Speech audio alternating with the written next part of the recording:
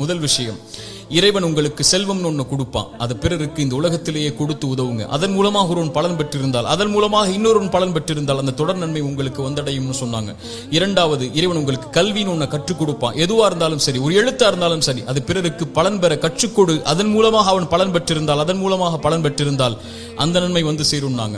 மூன்றாவது, இறைவன் உங்களுக்கு குழந்தை ஒன்று கொடுப்பான். கணவன் மனைவி நோக்கமே அதுதான்.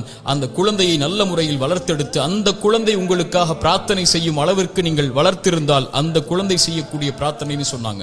அப்படி நல்ல குழந்தைகளை இந்த பூமியில் இருந்து மரணிப்பதற்கு முன்னதாக வளர்த்தெடுப்பதுன்னு சொன்னாங்க.